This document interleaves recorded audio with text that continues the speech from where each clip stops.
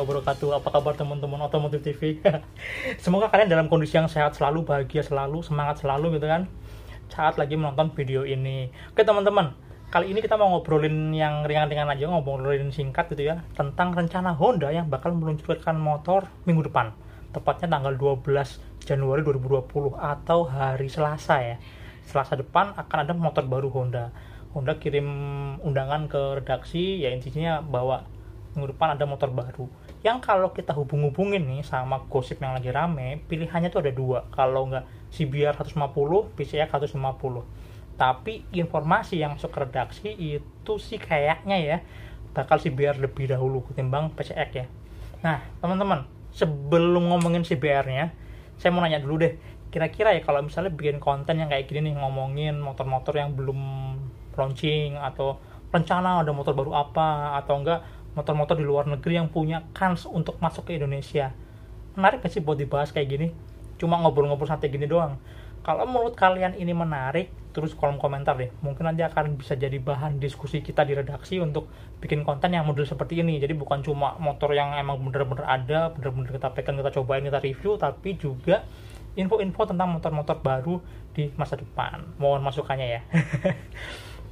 Oke teman-teman, kembali ke CBR 150-nya. Sebenarnya kalau lihat di internet ya, mau video, mau artikel, sosial media, udah banyak banget lah yang ngomongin tentang CBR 150 yang baru. Detail-detailnya, perubahan-perubahannya nanti bakal seperti apa nextnya. Ya mungkin ini bakal jadi kayak summary aja sih, kita cuma melengkapi sama nambah-nambahin sedikit informasi-informasi detail tentang si motornya. Mungkin nggak 100% valid ya, karena ini kan baru informasi-informasi sebelum kita lihat motornya secara langsung. Beberapa informan kita gitu ya, narasumber-narasumber kita emang kadang-kadang ngasih tahu, dia ngasih info gitu kan. Nah ini kita kumpulin, kita summary kira-kira seperti ini. Yang pertama, desainnya ini ternyata masih mirip kayak yang lama kalau secara dimensi, jadi nggak terlalu gede-gede banget. Ya memang sih lebih berotot lah ya, kelihatan lebih kekar, tapi simpelnya, terus ukuran compactnya itu masih mirip kayak CBR 150 yang versi sebelumnya. Cuma kalau dilihat secara detail sih kabarnya ini berubah banget, berubah total. Sekarang jadi mirip CBR 250RR, bener-bener jadi baby CBR lah gitu. Headlampnya, lampu depannya itu semuanya terlihat mirip dengan lampu yang bertumpuk ya, jadi ada DRL di atas gitu, kayak ada alisnya gitu, itu mirip. Terus kemudian fairingnya di bagian samping itu juga punya lekukan-lekukan garis yang mirip juga sama si kakaknya. Begitu juga sama lampu belakangnya. Lampu belakangnya kan kalau yang lama kotak gitu doang ya. Nah yang baru besok ini kabarnya sih modelnya akan double gitu ya, atas bawah. Ini mirip kayak CBR 250RR juga. Kemudian tangkinya pakai model cover ya, cover plastik, kondom plastik ya. Kalau anak-anak motor zaman dulu, anak motor tadi bilangnya kondom. Jadi dilapis gitulah. Tangkinya sebenarnya kecil ada di dalamnya, tapi dilapis cover dari plastik. Keuntungannya apa pakai cover plastik kayak gitu? Secara desain jadi fleksibel teman-teman. Jadi mungkin istilahnya nggak ada lagi ya desain follow fungsi atau fungsi follow desain, tapi dua-duanya bisa saling kompromi lah. Desainnya dapat cakep, tapi secara fungsi, secara handling, stabilitas, distribusi bobot motornya semuanya perfect gitu kan. Mungkin maunya kayak gitu. Terus teman-teman, satu lagi yang bikin keren banget dari motor ini adalah kabarnya sudah pakai upside down, suspensi yang kebalik gitu kan. Tabungnya di atas, AC di bawah gitu. Upside down ini ternyata secara tampilan, secara tampang itu mirip banget punyanya CBR 250RR. Apanya yang mirip? Pertama warnanya, tabungnya itu gold. Terus bottomnya, bagian bawahnya warna juga silver. Silvernya cakep lah, keren itu kan. Tapi dudukan kalipernya itu masih pakai model aksial, bukan yang radial. Jadi masih kayak yang versi sebelumnya. Kalipernya juga mirip yang lama. Paling beda tuh di as rodanya kali lebih kecil kali ya. Tabungnya apa tuh kalau dijajarin sama CBR 250RR sih kayaknya mirip ya. Jadi beberapa teman-teman informasinya dapatnya ini mirip banget sama CBR 250, kemungkinan pakai as shockbreaker itu pakai 37 mm sama kayak CBR 250 ya. Dan yang menarik lagi dari suspensi ini adalah ternyata sudah pakai teknologi SFF, Separate Fork Function. Jadi tabung shockbreakernya kanan dan kiri itu beda isinya teman-teman. Kalau biasanya kan kanan kiri sama tuh isinya ya, per, ada valve, ada sempat segala macam, urutannya juga sama. Kalau ini beda. Biasanya kalau yang pakai SFF itu kanannya isinya per doang. Kalau yang kiri itu per sama ada mekanisme valve ya. Jadi ada buat ribbon, buat compressionnya itu ada di sebelah kiri setelannya. Cuma di motor ini sih fix ya, nggak ada setelan adjustment kayak di Moge gitu. Cuma ini teknologi yang sama, ini sama kayak di CBR 250RR. Artinya apa? Kalau bener nih dia pakai SFF, artinya dia pakai suspensi yang teknologinya sama kayak kakaknya. Wih, mantep ya. Si SFF ini kebanyakan nih dipakai di motor trail awalnya dulu. Jadi selain dia punya redaman yang bagus, juga diklaim lebih enteng, lebih ringan. Makanya banyak trail yang pakai gitu kan. Cuma makin kesini akhirnya dipakai juga di motor-motor sport gitu. Dan satu lagi teman-teman, saya juga dapat info juga nih, nggak tahu bener atau enggak ya. Katanya yang CBR 50 ini udah ada embel-embel BP-nya juga. Big piston. Jadi udah separate fork function, big piston. Kalau bener ini kayak Moge teman-teman. Kayak CT25R. Wah, cuma beneran nggak ya? sebenarnya dipakai upside down aja udah keren gitu loh.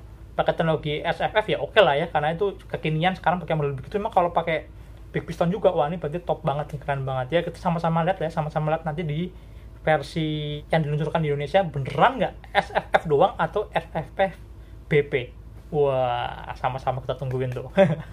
Nah teman-teman, untungnya ya yang saya suka lagi adalah si suspensi depannya ini, biarpun udah pakai upside down gitu ya, Honda ini nggak yang terus keburu-buru pasang stang underyoke. Kalau saya malah suka stangnya tetap di atas teman-teman. Jadi pakai stang jepit tapi tetap di atas. Jadi beberapa narasumber kita bilang, iya bener nih, tetap di atas segitiga sih stangnya. Wah, kalau ini asik nih. Asiknya apa? Kenapa? Karena Honda ternyata tetap mempertahankan kenyamanannya si CBR 150. Menurut saya ini motor sport Ferrari 150 yang paling nyaman, paling enak naikin, nggak bikin capek. Nah, dengan stang yang tetap tinggi ini pasti buat riding tetap asik lah, tetap enak nih buat harian. Terus kalau turun ke bawah, infonya velgnya masih sama nih, masih pakai palang-palang yang kayak CBR lokal generasi kedua versi sebelumnya ya, yang garisnya ya cakep lah kayak masa sini kayak gitu. Kemudian di spek depan belakang, dan ada varian yang pakai ABS, tapi sayangnya kalau menurut saya yang belakang ini swing armnya tuh belum pakai aluminium nih. Saya tuh ngiler bakal kayak CB125R yang di Eropa nih, pakai aluminium. Ternyata enggak, masih tetap pakai pipa besi biasa ya. Cuma untungnya ya sama kayak versi sebelumnya, di beberapa bagian kayak setelan rantai gitu dibikin ada ornamen-ornamen yang bikin tampilannya jadi terlihat lebih modern gitu teman-teman. Kalau suspensi infonya sih kayak gitu, mudah-mudahan valid ya, dan mudah-mudahan kita nanti akan benar-benar bisa lihat hal yang sama di launchingnya besok. Terus karena ini motor all new, artinya bukan cuma body, bukan cuma kaki-kaki yang berubah, tapi mesinnya juga berubah. Kenapa mesinnya juga berubah ya? Kalau menurut saya sih harus berubah juga sih, karena CBR ini mesinnya kalau dibandingin sama kompetitornya R15 atau GSX R150 itu paling kecil powernya teman-teman. Yang lain udah 19 HP kan, 19 HP, 18,9 HP, ini cuma 16 HP, sekian gitu. Waduh, pantesan kalau dipakai buat pecicilan emang agak ketinggalan. Ini contohnya video ini ngadu waktu itu kita iseng ya, drag lari bareng gitu, start bareng. MT15 mesinnya sama kayak R15, CB150 mesinnya sama kayak CB150, dan Suzuki Bandit mesinnya sama kayak GSX R150. Oke lah, motornya bukan motor yang firing ya, tapi basic mesinnya sama. Kayak gini nih larinya nih.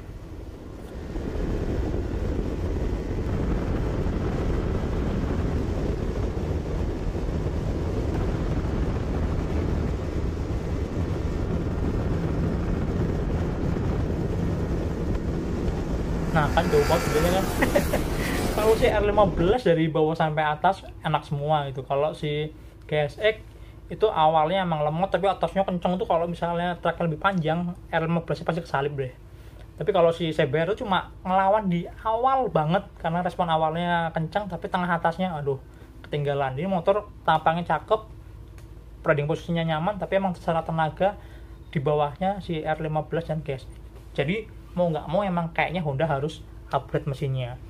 Cuma kalau untuk mesin ini belum ada info apa-apa ya. Tapi kita di redaksi kemarin ngobrol-ngobrol sama teman-teman ya, sama Aan, sama Faris gitu. Ada 3 kemungkinan ya, 3 kemungkinan versi kita ya. Versi yang pertama adalah dia tetap pakai mesinnya sama kayak sekarang, nggak dirombak bore stroke-nya, konstruksinya apa, cuma disempurnakan lah. Kayak misalnya fine tuningnya ya, portingnya, durasi cam-nya, terus engine manajemennya, ECU-nya, airbox filternya semua dirubah, terus powernya naik. Mungkin dong, mungkin banget. Mesin square-nya si CBR 150R yang versi terakhir ini masih oke sih sebenarnya, masih mungkin untuk di-upgrade lah. Kemudian skenario yang kedua kalau menurut kita adalah pakai basic mesin sama kayak CB Eropa. Kenapa? Karena yang sana itu sekarang itu mesinnya overbore teman-teman. Jadi dia pakai langkah piston cuma 48,4 mm. Jadi langkah pistonnya lebih pendek ketimbang diameter pistonnya. Nah, kalau pakai 48,4 mm ini artinya lebih pendek ketimbang yang sekarang yang square. Yang square itu stroke-nya 57,8 mm. Kalau motor dengan karakter yang overbore kayak gini, ini biasanya RPM-nya bisa lebih tinggi, jadinya tenaga di tengah atasnya jadi lebih gede gitu lah ya, lebih gampang untuk mencapai tenaga di putaran tengah ke atas. Ya, ini jadi kayak jawaban CBR 50R yang sekarang yang tenaga atasnya kurang gitu kan. Nah, kalau misalnya pakai stroke 48,4 mm, pakai diameter piston berapa? Nah, yang pertama nih kita menduga nih bisa jadi dia pakai piston 63,5 mm. Jadinya secara cc jadi 153,2 cc. Wow, ini lebih besar ketimbang yang versi sebelumnya. Tapi jadinya mepet sama si R15 yang 155 cc. Ini strategi yang mirip kayak di PCX kan. PCX kan dibikin 157 gitu kan, 160 lah ya. Jadi nempel sama si NMAX yang 155. Kalau ini keren sih. Cc-nya kan langsung digedein sekalian gitu kan. 153 cc dan piston 63,5 mm juga kan udah banyak di pasaran, banyak lah ya. Sama kayak pistonnya CBR 150R yang lokal versi pertama, sama kayak diameter pistonnya Honda Tiger zaman dulu. Itu pakai 63,5 mm. Atau skenario yang tetap nih dibikin nggak lebih dari 150 cc, yaitu pakai piston ya kalau hitung-hitungan kita sih 62,7 mm, yaitu bisa dapat 149,4 cc. Nggak lebih dari 150 cc, tapi secara karakter jadinya overbore, karakter yang tak kayak saya bilang ngejar putaran RPM tengah ke atasnya. Kira-kira gitu teman-teman. Mana yang bener? Nah, nggak tahu, kita sama-sama lihat ya, sama-sama lihat di launchingnya. Cuma kalau kita sih, kita teman-teman di redaksi kepengennya yang tadi tuh, jadi overbore pakai piston 63,5 mm, cc-nya 153 cc. Wah, tenaganya pasti gede dan nempel nih sama R15. Secara gengsi, cc lu lebih kecil. Enggak, udah mepet-mepet nih, udah deket-deket gitu kan.